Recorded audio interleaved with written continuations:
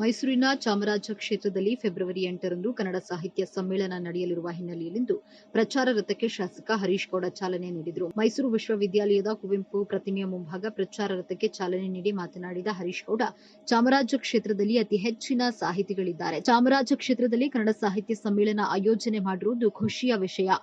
ರಾಷ್ಟ್ರಕವಿ ಕುವೆಂಪುರವರು ವಾಸವಿದ್ದ ಮನೆ ಜಯಲಕ್ಷ್ಮೀಪುರಂನಲ್ಲಿದೆ. ಕನ್ನಡ ಅಂದಕ್ಷಣ ನಮ್ಮ ಕಣ್ಣ ಮುಂದೆ ಕುವೆಂಪು ಬರ್ತಾರೆ. ನಾವೆಲ್ಲರೂ ಸೇರಿ ಕನ್ನಡದ ತೇರನ್ನ ಎಳೆಯೋಣ. ಕನ್ನಡ ಸಾಹಿತ್ಯ ಸಮ್ಮೇಳನ ಯಶಸ್ವಿಯಾಗಲಿ ಅಂತ ಹಾರೈಸಿದರು.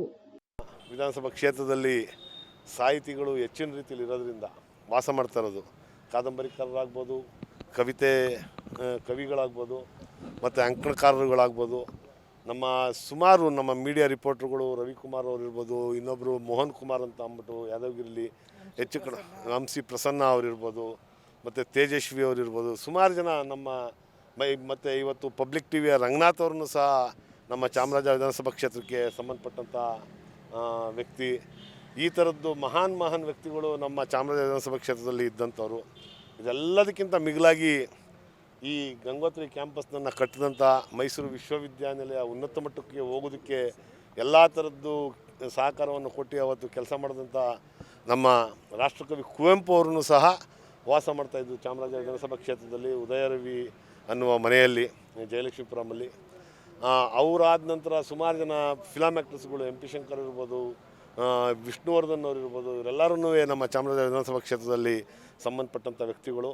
ಮತ್ತು ಈಗ ನಮ್ಮ ಮಾಜಿ ಕುಲಪತಿಗಳಾದಂಥ ಪದ್ಮಾಶೇಖರ್ ಅವರು ಇರ್ಬೋದು, ಇವರೆಲ್ಲರೂ ನಮ್ಮ ಕ್ಷೇತ್ರದಲ್ಲಿ ದೇವೇಗೌಡರು ಇರ್ಬೋದು, ಶಶಿಧರ್ ಪ್ರಸಾದ್ ಅವರು ಇರ್ಬೋದು, ಈ ಥರದ ಮಹಾನ್ ವ್ಯಕ್ತಿಗಳು ನಮ್ಮ ಕ್ಷೇತ್ರದಲ್ಲಿರುವಂಥವ್ರು. ಈ ಕ್ಷೇತ್ರದಲ್ಲಿ ಕನ್ನಡ ಸಾಹಿತ್ಯ ಸಮ್ಮೇಳನ ಮಾಡೋದು ಅಂತ ಅಂದರೆ ಅದು ಅರ್ಥಪೂರ್ಣವಾಗಿ ಮಾಡಬೇಕು ಮತ್ತು ತುಂಬ ವಿಜೃಂಭಣೆಯಿಂದ ಮಾಡಬೇಕು. ನಾವು ಈ ಕನ್ನಡ ಸಾಹಿತ್ಯ ಸಮ್ಮೇಳನವನ್ನು ನಾವೇನು ಮಾಡ್ತಾಯಿದ್ದೀವಿ ಅದನ್ನು ಕನ್ನಡದ ಹಬ್ಬವಾಗಿ ಆಚರಣೆ ಮಾಡಬೇಕು ಅಂತ ಅಂದ್ಬಿಟ್ಟು ನಾವೆಲ್ಲರೂ ಕೂತಿ ಮಾತುಕತೆ ಮಾತಾಡಿ ಹಿರಿಯರ ಸಮ್ಮುಖದಲ್ಲಿ ಮತ್ತು ಕನ್ನಡಪರ ಹೋರಾಟಗಾರರು, ಕನ್ನಡಪರ ಸಂಘಟನೆಕಾರರು, ಕನ್ನಡಕ್ಕಾಗಿ ಅವರು ಪ್ರಾಣವನ್ನು ಮುಡುಪಾಗಿಟ್ಟಂಥ ಸುಮಾರು ಸಂಘ ಸಂಸ್ಥೆಗಳ ಜೊತೆಲೆಲ್ಲ ಮಾತಾಡಿ ನಮ್ಮ ಮಡಿಕೇರಿ ಗೋಪಾಲಣ್ಣವರು, ರಾಜಣ್ಣವರು, ಶಿವರಾಮವರು, ಚಂದ್ರಣ್ಣವರು ಎಲ್ಲರೂ ತುಂಬ ಶ್ರಮಪಟ್ಟು ಈ ಕಾರ್ಯಕ್ರಮವನ್ನು ಹಮ್ಮಿಕೊಂಡಿದ್ರು. ನನಗೆ ವಿಚಾರ ತಿಳಿಸಿದಾಗ ನಾನು ಒಬ್ಬ ಚಾಮರಾಜ ವಿಧಾನಸಭಾ ಕ್ಷೇತ್ರದ ವ್ಯಾಪ್ತಿಯಲ್ಲಿ ವಾಸ ಮಾಡುವನು ಆಗಿ ಮತ್ತು ಮೈಸೂರು ವಿಶ್ವವಿದ್ಯಾಲಯದಲ್ಲಿ ನಾನು ಒಬ್ಬ ನೌಕರನಾಗಿ ಕೆಲಸ ಮಾಡಿ ಕುವೆಂಪು ಅವರು ಕಟ್ಟಿದಂಥ ಈ ಗಂಗೋತ್ರಿ ಕ್ಯಾಂಪಸ್ಸಲ್ಲಿ ನಾನು ವಿದ್ಯಾಭ್ಯಾಸವನ್ನು ಮಾಡಿ ಮತ್ತು ಇಲ್ಲಿ ಕೆಲಸ ಮಾಡಿರುವಂಥವನು ನಾನು. ನನ್ನ ಕರ್ತವ್ಯ ಜೊತೆಗೆ ನನ್ನ ಋಣ ತೀರಿಸುವಂಥ ಸೌಭಾಗ್ಯ ಇದು ಅಂತ ಅಂದ್ಕೊಂಡು ನಾನು ವಿಶೇಷವಾಗಿ ಇದ್ರ ಬಗ್ಗೆ ಹೆಚ್ಚಿನ ಕಾಳಜಿನ ವಹಿಸಿ ಈ ಕಾರ್ಯಕ್ರಮವನ್ನು ಹಮ್ಮಿಕೊಳ್ಬೇಕು ಮತ್ತು ಮಾಡಬೇಕು ಅಂತ ಅಂದ್ಬಿಟ್ಟು ಎಲ್ಲರನ್ನೂ ತೀರ್ಮಾನ ಮಾಡಿದ್ವಿ. 8ನೇ ತಾರೀಕು ತಾವೆಲ್ಲರ ಸಹಕಾರದಿಂದ, ಏನು ಮಾಧ್ಯಮ ಮಿತ್ರರು ತಾವೆಲ್ಲರೂ ಇದ್ದೀರಿ, ನೀವೆಲ್ಲರೂ ಹೆಚ್ಚಿನ ಪ್ರಚಾರವನ್ನು ಕೊಟ್ಟು ನಮ್ಮ ಮೈಸೂರು ಜಿಲ್ಲಾದ್ಯಂತ, ಮೈಸೂರು ನಗರದಲ್ಲಿರುವಂಥ ಎಲ್ಲ ಕನ್ನಡ ಪ್ರೇಮಿಗಳು, ಸಾಹಿತಿಗಳು ಎಲ್ಲರೂ ಬರುವಂಥ ಕೆಲಸವನ್ನು ನೀವು ಮಾಡಿಸಬೇಕು. ಮತ್ತು ಏನು ನಮ್ಮಲ್ಲಿ ಈ ಟೀಚಿಂಗ್ ಫ್ಯಾಕಲ್ಟಿ ಅಂತ ಏನೈತೆ, ನಮ್ಮ ಶಿಕ್ಷಕರ ವೃಂದದವರು, ಅವರು ಅತಿ ಹೆಚ್ಚಿನ ಸಂಖ್ಯೆಯಲ್ಲಿ ವಾಸ ಮಾಡ್ತಾರಂಥದ್ದು ಚಾಮರಾಜ ವಿಧಾನಸಭಾ ಕ್ಷೇತ್ರದಲ್ಲೇ. ಮತ್ತು ಅತಿ ಹೆಚ್ಚು ವಿದ್ಯಾಸಂಸ್ಥೆಗಳಿರೋದನ್ನು ನಮ್ಮ ಚಾಮರಾಜ ವಿಧಾನಸಭಾ ಕ್ಷೇತ್ರದ ವ್ಯಾಪ್ತಿಯಲ್ಲಿ. ಹಾಗಾಗಿ ಹೆಚ್ಚಿನ ಶಿಕ್ಷಕರ ವೃಂದದವ್ರೂ ಸಹ ಈ ಸಾಹಿತ್ಯ ಸಮ್ಮೇಳನದಲ್ಲಿ ಪಾಲ್ಗೊಳ್ಬೇಕು ಅಂತ ಅಂದ್ಬಿಟ್ಟು ನಾನು ಕೋರ್ಕೊತೀನಿ.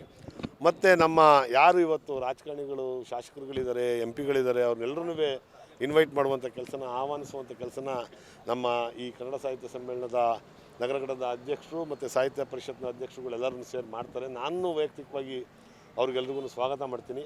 ಹಾಗಾಗಿ ಎಲ್ಲರೂ ಬರಬೇಕು ಮತ್ತು ಈ ಸಾಹಿತ್ಯ ಸಮ್ಮೇಳನವನ್ನು ಯಶಸ್ವಿಗೊಳಿಸ್ಬೇಕು ಅಂತ ಅಂದ್ಬಿಟ್ಟು ನಾನು ಕೋರ್ಕೊತೀನಿ. ಪದ್ಮಾಶೇಖರ್ ಅವರು ಈಗಾಗಲೇ ನಮಗೆ ತಾಯಿಯ ರೂಪದಲ್ಲಿ ನಿಂತು ಈ ಸಾಹಿತ್ಯ ಸಮ್ಮೇಳನಕ್ಕೆ ಎಲ್ಲ ಥರದ ಸಹಕಾರವನ್ನು ಕೊಡ್ತಾಯಿದ್ದಾರೆ. ಪುಷ್ಪ ಅಯ್ಯಂಗಾರ್ ಅವರಿರ್ಬೋದು, ವೈದೇಹಿ ಅಮ್ಮವ್ರಿರ್ಬೋದು, ಎಲ್ಲರೂ ಬಂದು ನಮ್ಗೆ ಈಗಾಗಲೇ ಸಹಕಾರ ಕೊಡ್ತಿದ್ದಾರೆ. ನಮ್ಮ ಮಾಜಿ ನಗರ ಪಾಲಿಕೆ ಸದಸ್ಯರು ಮಂಜು ಅವರು, ಹಾಗೆಯೇ ಎಲ್ಲ ನಗರ ಪಾಲಿಕೆ ಮಾಜಿ ಸದಸ್ಯರುಗಳನ್ನು ಬಂದು ಈ ಕಾರ್ಯಕ್ರಮವನ್ನು ಯಶಸ್ವಿಗೊಳಿಸ್ತಾರೆ ಅಂತ ನನ್ನ ಅಚಲವಾದ ವಿಶ್ವಾಸ ಇದೆ. ಯಶಸ್ವಿ ಆಗುತ್ತೆ. ನಿಮ್ಗಳ ಸಹಕಾರ ಸಂಪೂರ್ಣವಾಗಿರಲಿ ಅಂತ ನಾನು ಕೋರ್ಕೊತೀನಿ. ನಮಸ್ತೆ. ಮೈಸೂರು ನಗರದಲ್ಲಿ ಸಾಂಸ್ಕೃತಿಕ ನಗರ ಮೈಸೂರು, ಈ ಕನ್ನಡ ನಾಡ ಅತ್ಯಂತ ಆಕರ್ಷಣೀಯ ಕ್ಷೇತ್ರ ಮತ್ತು ಕೇಂದ್ರ. ಮೊದಲು ಕರ್ನಾಟಕ ಅಂತ ನಾಮಕರಣ ಮಾಡೋದಕ್ಕಿಂತ ಮುಂಚೆ ಮೈಸೂರು ಸಂಸ್ಥಾನ ಅಂತ ಇತ್ತು. 1972ರಲ್ಲಿ ಸನ್ಮಾನ್ಯ ದಿವಂಗತ ದೇವರಾಜ ಅರಸರವರು ಇಡೀ ಕರ್ನಾಟಕದ ಸರ್ವತೋಮುಖರಾದ ಅಭಿವೃದ್ಧಿಯ ಉದ್ದೇಶಕ್ಕೋಸ್ಕರ ಇಡೀ ಕರ್ನಾಟಕ ಅಂತ ನಾಮಕರಣ ಮಾಡಿದ್ರು. ಅಂದಿನಿಂದ ಇಂದಿನವರೆಗೆ ನಾಡ ನುಡಿ ಬಗ್ಗೆ ಮತ್ತು ನಾಡ ಗಡಿಯ ಬಗ್ಗೆ ಮತ್ತು ಪ್ರತಿಯೊಂದರಲ್ಲೂ ಕೂಡ ಕನ್ನಡ ನಾಡಿನ ಜನತೆ ಕನ್ನಡ ನಾಡಿಗೋಸ್ಕರ ಕನ್ನಡ ನುಡಿಗೋಸ್ಕರ ಶ್ರಮಿಸುತ್ತಾ ಬಂದಿದ್ದಾರೆ. ಈ ನಾಡ ನುಡಿ ಕನ್ನಡ ನಾಡು ಭಾಳ ಹೆಮ್ಮೆಯ ನಾವೆಲ್ಲ ಕನ್ನಡ ನಾಡಿನ ಜನ ಅಂತ ಹೇಳ್ಕೊಳ್ಳಿ ಭಾಳ ಹೆಮ್ಮೆ ಆಗ್ತದೆ. ಅದರಲ್ಲೂ ಸಾಂಸ್ಕೃತಿಕ ನಗರ ಮೈಸೂರು, ಅರಮನೆಯ ನಗರ ಮೈಸೂರು, ಈ ನಾಲ್ವಡಿ ಕೃಷ್ಣರಾಜ ಒಡೆಯರು ನೆನೆಸ್ಕೊಂಡು ಚಾಮರಾಜ ಕ್ಷೇತ್ರದ ಚಾಮರಾಜ ಒಡೆಯರ ಶಾಸಕರಾದಂಥ ಸನ್ಮಾನ್ಯ ಹರೀಶ್ ಗೌಡರ ನೇತೃತ್ವದಲ್ಲಿ ಪ್ರಾರಂಭ ಆಗಿದೆ. ಇದಕ್ಕೆ ನಮ್ಮ ಕನ್ನಡದ ಸಕ್ರಿಯ ಹೋರಾಟಗಾರರಾದಂಥ ಶಿವರಾಮ್ರವರು ಮತ್ತು ಎಲ್ಲ ಸಂಗಡಿಗರು ಇದನ್ನು ಪ್ರಾರಂಭ ಮಾಡಿದ್ದಾರೆ. ಎಲ್ಲರಿಗೂ ಶುಭ ಹಾರೈಸ್ತಾ ಇದ್ದೀನಿ. ಒಳ್ಳೆಯದಾಗಿ. ಏನಿವತ್ತು ಕನ್ನಡ ಸಾಹಿತ್ಯ ಪರಿಷತ್ ವತಿಯಿಂದ ಚಾಮರಾಜ ವಿಧಾನಸಭಾ ಕ್ಷೇತ್ರದಲ್ಲಿ ಪ್ರಥಮ ಕನ್ನಡ ಸಾಹಿತ್ಯ ಸಮ್ಮೇಳನವನ್ನು ಹಮ್ಮಿಕೊಂಡಿರುವಂಥದ್ದು.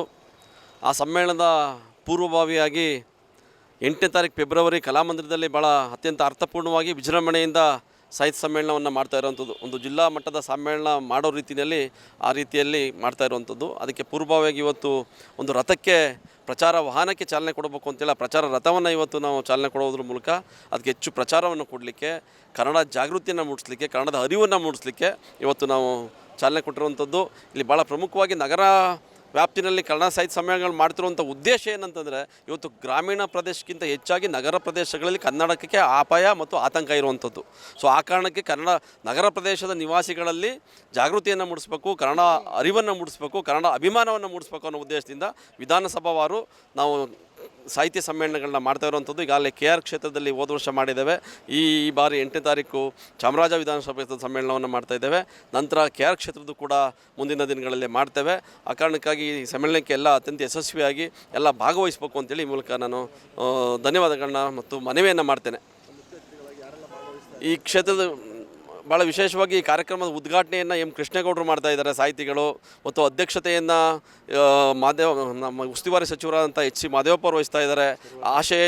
ಆಶಯ ಭಾಷಣವನ್ನು ನಮ್ಮ ಸಾಹಿತ್ಯ ಸಮ್ಮೇಳನದ ಸ್ವಾಗತ ಸಮಿತಿ ಅಧ್ಯಕ್ಷರಾದಂಥ ಶಾಸಕರು ಅಂತ ಹರೀಶ್ ಗೌಡ್ರವರು ಮಾಡ್ತಾ ಇದ್ದಾರೆ. ಅದ್ರ ಜೊತೆಗೆ ಈ ಕ್ಷೇತ್ರದಲ್ಲಿ ವಿಶ್ರಾಂತ ಕುಲಪತಿಗಳಾದಂಥ ಕುವೆಂಪು ಅವರು ಅಳಿಯ ಆದಂಥ ಡಾಕ್ಟರ್ K ಚಿದಾನಂದ ಗೌಡ ಅವ್ರನ್ನ ಸಮ್ಮೇಳನದ ಸರ್ವಾಧ್ಯಕ್ಷನ ಆಯ್ಕೆ ಮಾಡಿದ್ದೇವೆ.